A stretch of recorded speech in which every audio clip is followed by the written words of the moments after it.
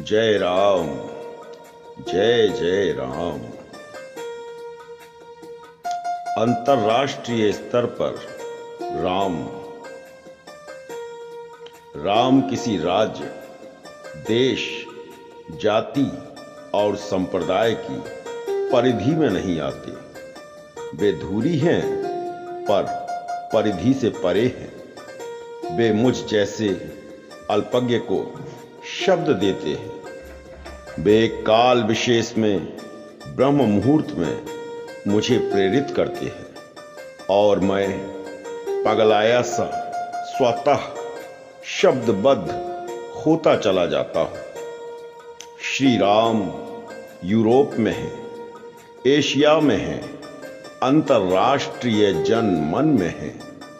South Korea की राजकुमारी भारत भ्रमण पर स्वयं को उनके वंश से जुड़ा हुआ बताकर हर्षित होती हैं। संपूर्ण यूरोप में हरे रामा मूवमेंट चलता है, परंतु ये भारत में नहीं चलाया।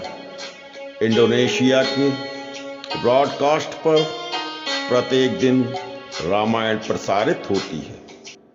आप बाली देश में जाइए, बाली राष्ट्र में जाइए, वहां राम, लक्ष्मण, हनुमान की विशालकाय मूर्तियां आज भी स्थापित हैं। आप श्रीलंका जाइए, वहां आधिकारिक रूप से राम से जुड़े स्थलों का वर्णन, वृत्तांत और साक्ष्य आज भी दर्शनीय है। अब राम की जन्म कुंडली की बात करते हैं। मैं श्यामल पंडित आधुनिक घड़ियों की बात नहीं करता हूं। वे असत्य भाषित हैं, क्योंकि जब आपकी घड़ी 5 बजाती है तब ब्रिटेन, यूरोप और अन्य देशों में अलग अलग समय होता है। केवल सौर सारणी ही सर्वोचित है। नासा जैसी सर्वोच्च वैज्ञानिक संस्था जब राम की सौर समय सारणी अर्थात कुंडली से गणना करती है, तब विश्व समुदाय के वरिष्ठ वैज्ञानिकों की संस्था नासा भी आश्चर्यचकित हो उठती है।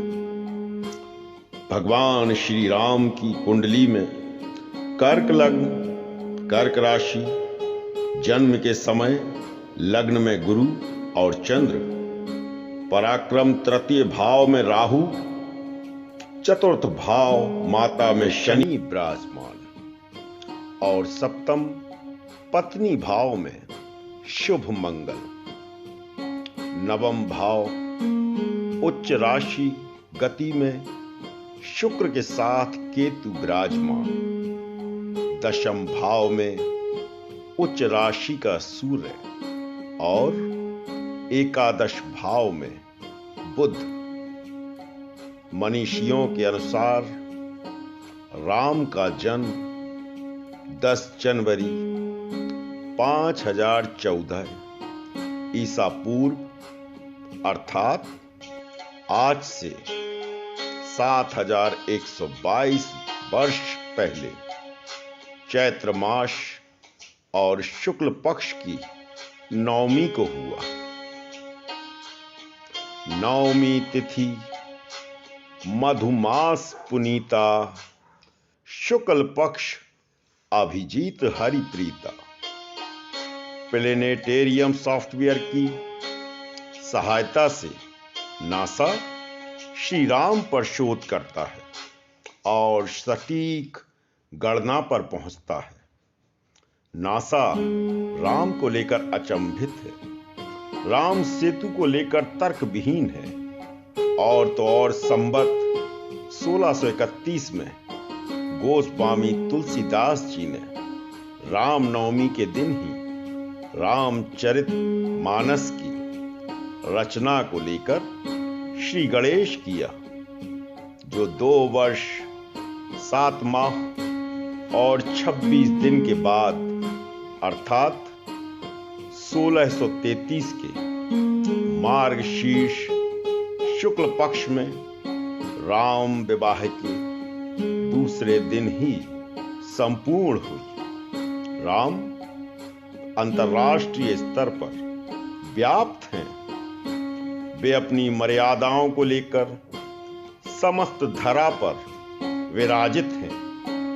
वे कंपूचिया की राम कीर्ति, थाईलैंड की राम किएन, मलेशिया की हिकायत सेरी राम, असम में असमी राम, कन्नड़ में पंपा राम, बंगाली में रामायण पांचाली, तमिल में कंबन रामायण, उड़िया में ब्लंक रामायण, श्रीलंका में मलेराज कथा सिंहल भाषा में जन जन में प्रचारित रही।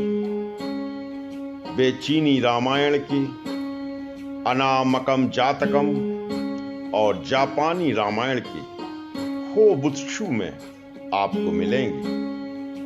श्री राम एक और तिब्बत की राम कथा किरंस पुंस पा में है, तो वहीं दूसरी ओर श्री राम भूटान में भी सुशोभित हैं। इंडोनेशिया जैसे राष्ट्र जिनका प्राचीन नाम हिंदेशिया था, माता सुमित्रा के नाम पर वहां सुमात्रा द्वीप का नामकरण हुआ। थाईलैंड का प्राचीन नाम श्यामल था। विभिन्न अंतर्राष्ट्रीय स्तर पर विभिन्न देशों की लोक कथा और ग्रंथों में राम आज भी विद्यमान है। दुनिया भर में बिखरे भित्ति चित्र, शिलालेख, सिक्के, पुरातत्व अवशेष और प्राचीन ग्रंथों में राम आज भी मौजूद है। वे सहज हैं, वे सुलभ हैं, वे सर्वज्ञ हैं। उनकी प्रमाणिकता वैज्ञानिक कसौटी पर खरी है, तो आध्यात्मिक स्तर पर भी श्री राम 24 कैरेट स्वर्ण है। आप राम की समीक्षा करें, राम की मीमांसा करें, राम का अध्ययन करें, उनका विश्लेषण करें। वे हर स्थिति में राम हैं। राम नाम ही चमत्कारों से परिपूर्ण है। आप राम नाम का संधि विच्छेद करें। यदि आप रा अकेला जपते हैं, तब भी रा शब्द आपके शरीर में रोगों को प्रवेश नहीं करने देगा। और यदि सिर्फ आप मां शब्द को जपते हैं, तो मां शब्द आपके शरीर के अंदर के समस्त विकारों और रोगों का नाश कर देगा। बस यही तो राम नाम का चमत्कार है। आप 2 बार राम राम कहेंगे, आपका होरा दृढ़ होगा। आप 108 बार राम कहेंगे, आपके संपूर्ण अभीष्ट सिद्ध होंगे। बोलिए प्रेम से श्री राम, जय राम, जय जय राम।